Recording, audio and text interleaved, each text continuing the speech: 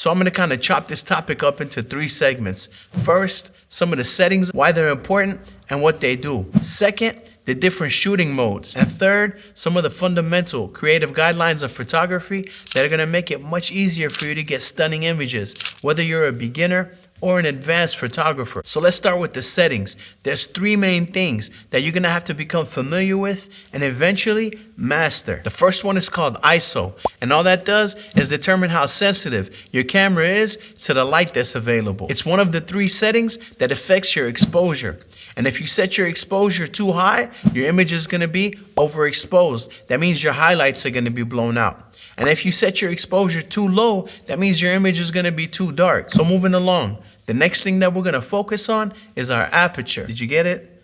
Focus, aperture, forget it. And our aperture is the little hole in the front of the lens that allows light to pass through and hit your sensor. And how wide your aperture can open is represented by a number that's usually written on the front of the lens called your f-stop. It'll say like f2.8, f4, f5.6, etc. Now, the closer that number is to 0, then the wider your lens can open up. And the wider that it can open up, the more light it's gonna allow to pass through to hit your sensor. And lenses that have an aperture that can open up very wide are referred to as fast lenses, which are generally lenses with an aperture of f2.8 or better. And fast lenses are gonna be more expensive than normal lenses because they're gonna do better in low light, and they're gonna allow you to get that blurry background, also known as bokeh. And I'm gonna detail for you exactly how the aperture affects the blurry background in the next section where we discuss our shooting modes. And I'll also let you know my favorite fast lens that's gonna help you get that sought after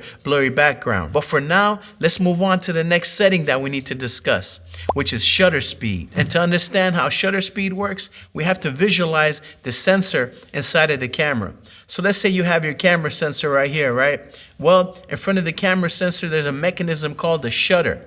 Now, when you hit the button to take a video or to take a snapshot on your camera, that shutter opens up and then closes. Now, the longer that the shutter stays open, the more light it's gonna allow to hit your sensor. So let's say you set the shutter speed to 1/100th of a second. It's gonna let in a certain amount of light, right? But now let's say you set it to 1/1000th of a second. Now it's gonna let in a lot less light. So those are the 3 settings that are gonna affect your exposure. And together, they're referred to as your exposure triangle: ISO, aperture, shutter speed. So if what we covered so far still hasn't sunken in and it still seems a little confusing, then don't even sweat it. Because for one thing, you can always watch the video again, go back, take some notes, etc. And 2, the Canon already comes with some automatic shooting modes, which we're going to discuss next. And those automatic shooting modes are going to pretty much handle everything for you. But it's extremely important that you understand what's going on under the hood of your camera and that you're eventually able to use manual mode where you can set the ISO, the aperture, and the shutter speed yourself, because those automatic shooting modes are stupid. Now, I don't mean that in a negative way, I mean that in a literal way. What I mean is, the camera doesn't understand what type of scene you're looking at, so it's gonna make its best guess as to what each of those settings should be. But oftentimes, the various automatic modes do a decent job. So let's go ahead and get into those so you can see what each mode does and how to use them properly. But before we do, I need you to hit that like button if you've enjoyed the video so far. Also, subscribe to the channel if you haven't already done so. I appreciate that. So let's go ahead and get into the options on this mode dial. The first one that we're gonna discuss is called Creative Filters mode. And it's this symbol with these 2 circles that are overlapping each other. And all you really need to know about this mode is that you should never use it. And why, you may be asking?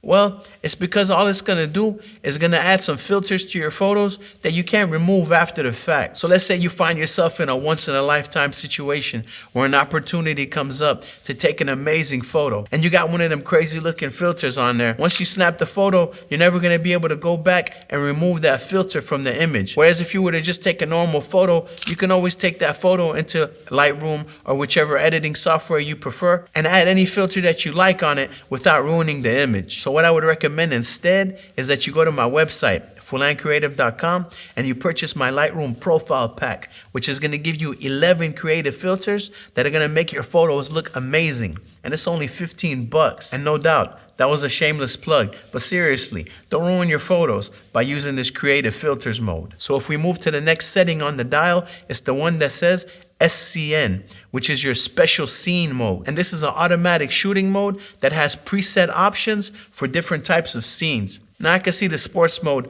potentially coming in handy if you're shooting a fast moving subject and you're not familiar with how to use manual mode. But other than that, it's mostly all gimmicks. So I would stay away from the special scenes mode, and instead I would encourage you to focus on the modes that we're about to discuss so that you know what settings to use for all these various type of scenes you may find yourself in. Now if we move that dial, we have an A with a plus next to it. And this is your fully automatic mode.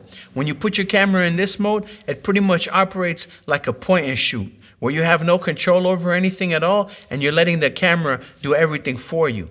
Sometimes you may get some decent results, but again, this is one of those things where you want to use in the beginning, but you want to kind of slowly wean yourself off of. And this is where it starts to get juicy, because once you're comfortable with aperture priority and shutter priority, then you're just a step away from using the complete manual mode, which is going to give you full control over your camera. So let's first move the notch to shutter priority, which is the one that says TV. What this mode does is that it allows you to set the shutter speed, and then the camera is going to try to maintain the correct exposure by automatically adjusting your ISO and your aperture. Now the ISO, the only function that it has is for your exposure. In the case of shutter speed, not only is it going to affect your exposure, but it's going to affect the amount of motion blur that you have in your photo. And why in the world would you want motion blur in your photo? Well, have you ever seen those beautiful photos of waterfalls where everything looks nice and sharp, but when you look at the water, it has this soft, misty look to it? The way they achieve that look is by using a slow shutter speed. So a good shutter speed to start with for normal handheld footage is 1/100th of a second. But in the case of those waterfall photographs,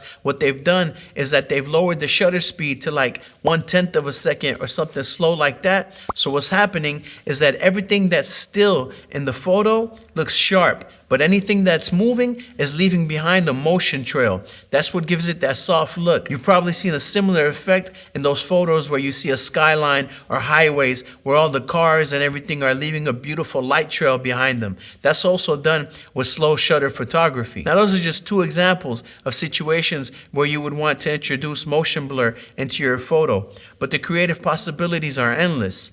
And if you want to attempt slow shutter photography, then I strongly advise you to pick up a nice tripod and a fluid head, because if there's any movement in the camera at all when you're taking your photo, it's not going to work. The camera has to stay perfectly still. And if you don't already have a good tripod, then it's one of the first things that I would invest in. And I'll leave a link below to a good tripod and fluid head that I recommend. So now that you're familiar as to when you would use a slow shutter speed to introduce motion trail and blur into your image, let's discuss the opposite, when you would use an extremely fast shutter speed that's going to eliminate all motion blur. Let's say 1/500th of a second or 1/1000th of a second. Have you ever seen those photos of an athlete, let's say a basketball player who's in the middle of a dunk? The photo looks so nice and sharp and beautiful that it almost looks like he was posing mid-air for the photo. Well, he most definitely wasn't. What happened was that a skilled photographer was able to take a photo of him exactly at the right moment and had the shutter speed set so high that there's no motion trail, and it basically froze the action as it was happening. Now here's a tip. If you attempt this type of photography, then you need to put your camera in what's called burst mode, which is when you can hit the button and it's going to fire off a whole bunch of shots consecutively.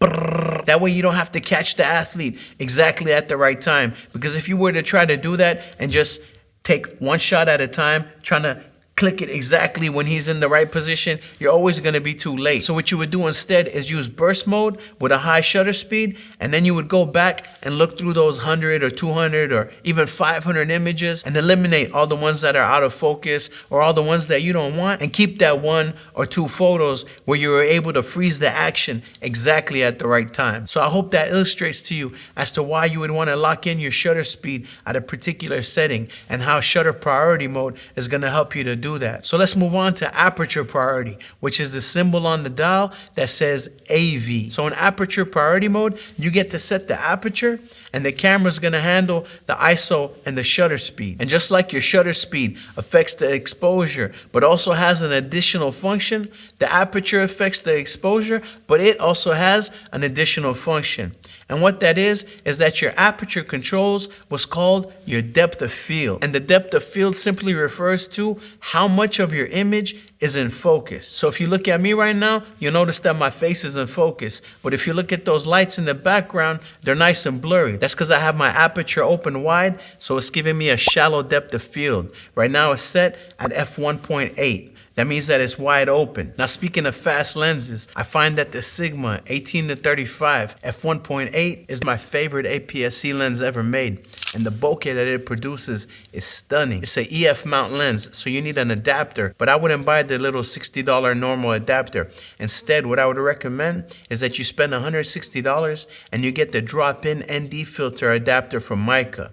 Because not only is it going to allow you to use EF and EFS lenses on your RF mount camera, but it also functions as a variable ND filter and also has the option for a CPL filter, a clear filter, and a black mist filter. So it's an all-in-one solution. And in my opinion, it's the single best accessory available for RF mount cameras. And I'll leave a link below to the Mica drop-in ND adapter, as well as the Sigma 18-35. Now, if we move the dial, we have a P, which means program mode. And you could think of this as ISO priority, because what you're going to be able to do is you set the ISO while the camera is going to handle the shutter speed and the aperture for you. Now, in my opinion, the only modes that really offer any value other than the manual mode are the shutter priority and the aperture priority. But if you really want to become a better photographer and have control over every aspect of your camera, then you should really start experimenting with full-on manual mode as soon as possible. And that's the mode that you see on the dial where it says M, because this is the mode that's going to ultimately allow you to have full creative control over your camera and its settings. And really, it's not that difficult. As long as you know how to set your exposure, utilizing your exposure triangle, you understand depth of field and motion blur, then you're pretty much good to go. And that brings us to our final segment, which is composition. And in my experience, the most useful creative guideline for composition is called the rule of thirds. And all you have to do is to take the most important elements in your photo and correspond them to those lines, and especially where those lines intersect. And remember, this is meant to be a creative guideline that's going to help you get good composition. It's not written in stone. Sometimes you may prefer to fudge the rules a little bit. Now, this was a super simplified explanation of the rule of thirds, but it's enough to get you out there so you can start experimenting for yourself. And in the future, I may do a detailed video about the rule of thirds, the golden ratio, and other important aspects of composition. So make sure to subscribe to the channel and hit that little bell icon so that you're notified when I release new videos. And now that you know the basics of your camera, I hope you go out there and capture some amazing images. And you should know that your skills and creativity are the most important elements in your photography. But there's also some accessories out there that you can purchase that are going to help take your photography to the next level. And that's why I highly suggest that you watch this video right here, where I share 7 pieces of must-have gear. And I also left links below to all the gear that I discussed in this video. I hope you found this video valuable, and I'll see you in the next one. It's Fulan Creative, and I'm out. Peace.